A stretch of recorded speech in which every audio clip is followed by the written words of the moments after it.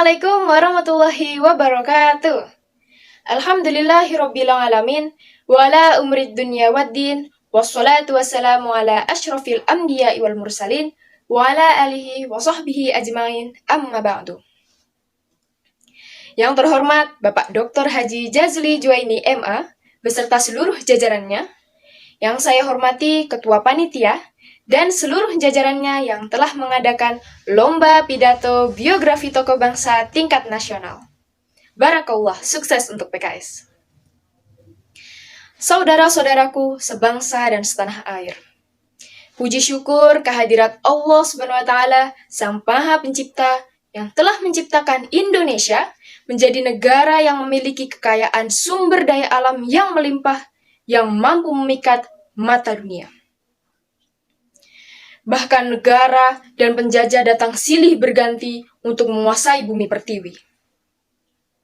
Namun, bersyukur kita kepada Allah SWT, berterima kasih dengan rasa bangga atas jasa para pahlawan yang berjuang segenap tenaga, bahkan mempertaruhkan nyawa. Yang rela menyucurkan keringat, air mata, bahkan darah untuk merebut kembali dan mempertahankan negeri ini. Pejuang-pejuang kita maju di baris terdepan dengan tekad dan tujuan yang mulia demi negeri ini, demi bangsa ini, demi berkibarnya sang merah putih. Merdeka! Bangsa yang besar adalah bangsa yang menghargai jasa para pahlawannya, yang telah berjuang dengan gigih tanpa pamrih. Saudara-saudaraku sekalian, terkenang sebuah nama pahlawan nasional Indonesia. Pejuang wanita kita yang melegenda. Cut Nyak, sosok wanita berhati baja dari tanah Rencong. Aku menolak menjadi budak penjajah. Bersama suamiku Tuku Umar, aku berjuang mempertahankan tanah kelahiranku, bumi Aceh. Kami memberontak dan melakukan perlawanan terhadap Belanda.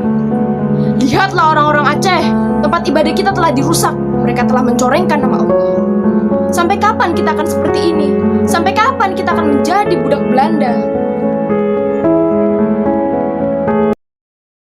Cut Nyak lahir pada tahun 1848 di Lampadang, Kesultanan Aceh, Kabupaten Aceh Besar.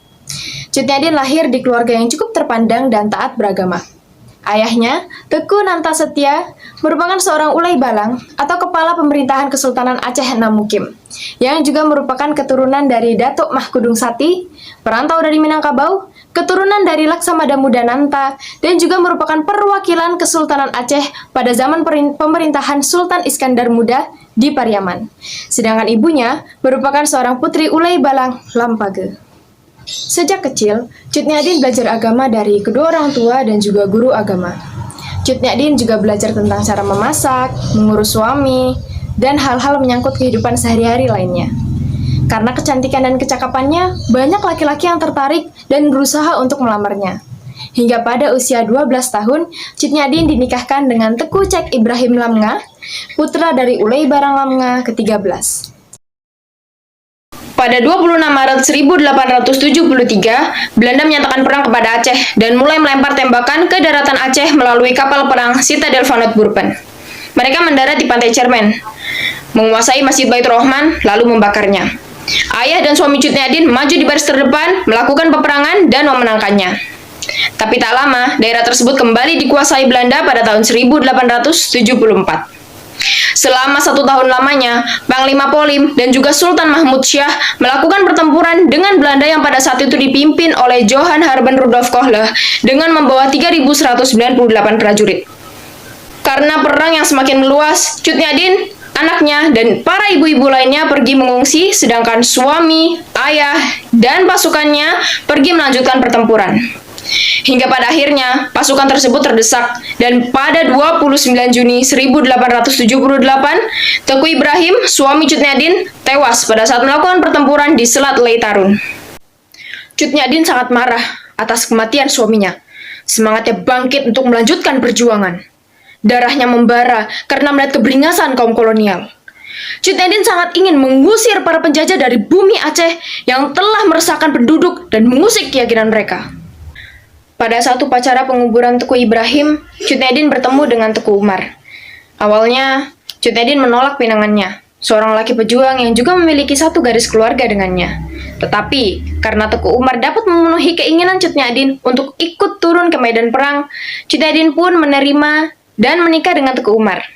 Mereka pun dikaruniai seorang anak perempuan yang dinamai Cut Gambang. Bersama, Cut Nyadin dan Teku Umar menggalang kembali kekuatan dan mengumpulkan pejuang Aceh lainnya. Mereka gencar melakukan peperangan dengan sistem gerilya untuk membuat panik pasukan Belanda. Namun, tiba-tiba, Teku Umar mulai mendekati dan mau bekerja sama dengan Belanda. Mendengar hal itu, Cut Nyadin terguncang dan sempat terkecoh dengan pendekatan suaminya. Cut Nyadin dan Teku Umar dimaki dan dicap sebagai pengkhianat. Pada 30 September 1893, Teku Umar dan pasukannya yang berjumlah 250 orang pergi ke Kutarajasa untuk menyerahkan diri kepada Belanda. Mendengar hal itu, Belanda sangat senang karena musuh berbahaya mau membantu mereka. Mereka pun memberi Teku Umar gelar kehormatan, Teku Umar Johan Pahlawan, dan menjadikannya komandan di unit pasukan Belanda dengan kekuasaan penuh. Mereka semua salah menilai Teku Umar. Ia memiliki rencana untuk menipu Belanda. Dengan mempelajari taktik dan mengganti sebanyak mungkin tentara pasukan Belanda di unit yang ia kuasai. Ketika jumlah orang Aceh pada pasukan tersebut cukup, ia memulai rencana palsunya dan mengklaim bahwa akan menyerang basis Aceh. Rencana awalnya terpenuhi dengan mendapatkan banyak senjata dari pasukan Belanda dan berhasil pulang bersama dengan pasukannya.